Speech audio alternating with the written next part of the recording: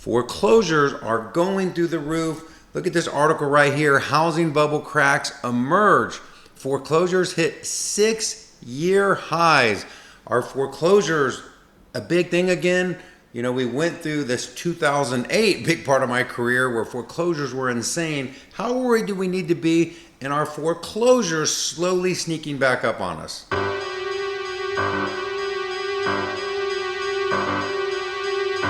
The original Halloween movie came out, I believe, in 1978, and some things are still good. That movie still holds up. But unlike 1978, we are not going back to the scary times of 2008. Though if you look at some of the articles and videos, this was on YouTube, I just pulled up the foreclosures up 26%. Foreclosures spike 26%. What next? How is the housing market going to crash? Foreclosure rates are up 26%. Why? U.S. foreclosure filings skyrocketing. Everyone basically saying, oh no, foreclosures are going up 26%. Is it a big deal? And the ultimate question is always compared to what? One of the markets they were talking about that tripled in foreclosures, big number, went from 11 to 33, which is still record low. So let's actually look at the data. Housing foreclosure activity inches closer to pre-pandemic levels, meaning in 2019. Why do we always measure everything back to pre-pandemic or prior to COVID levels? Is because a lot of things happened after that, right? We had foreclosure moratoriums. We weren't doing evictions. We had rates, artificially at almost record lows or probably record lows. And we had just really one of the, biggest buyer market booms completely generated by really the government getting involved and holding rates down for so long. Now, and there's obviously a lot of factors in that, but that was the biggest reason. Payments were much, much cheaper. So look at foreclosures compared by quarter one. You can see this is like 2014, 144,000, 111. And right now you can see we're at 59,000, getting back to kind of this pre-pandemic level. And even at 59,000, I mean, you can't even really find a chart. Look at 2021. Why is this 11,400? Because we couldn't do foreclosures in 2021. There was a moratorium. And this chart really kind of, to me, shows just how low foreclosures are. So again, always compared to what? Are foreclosures going up? Yes. Are they going to continue to go up? Yes. They're going to go up to what an average amount of foreclosures is.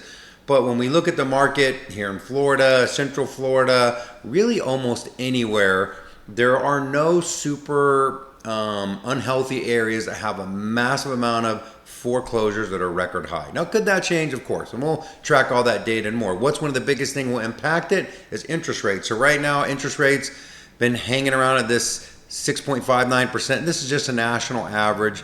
I'm more interested in the trend.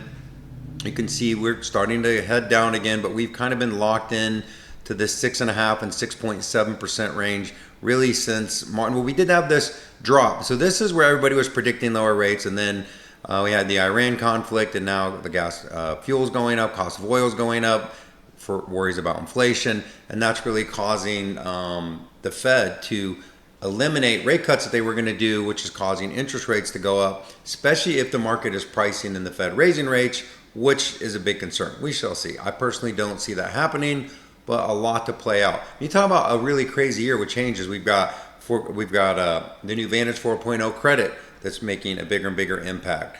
We have the new appraisals.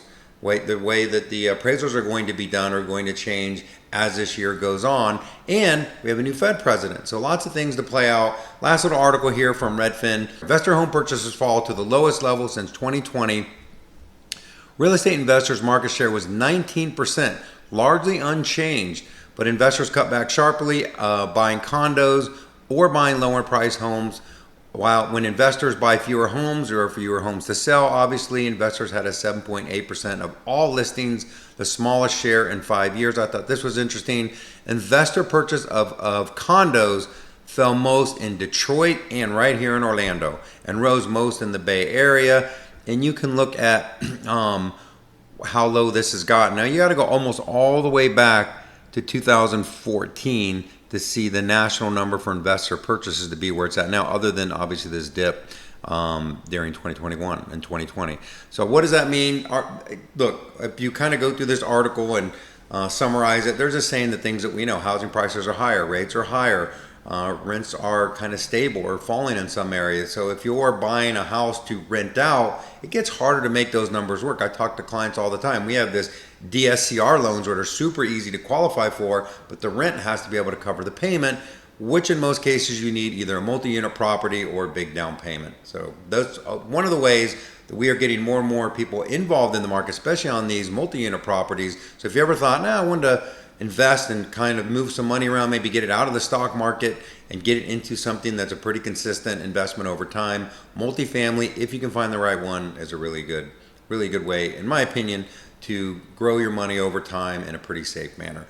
All that to say, no one can predict the market. My crystal ball is in the shop, but I really think as this year goes on, I had a forecast for rates to hit under 6% by the end of the year. I don't know if that's going to happen now, but I do think they're going to continue to fall. I think we eventually get past this Iran conflict and the market starts improving. There are lots of sales.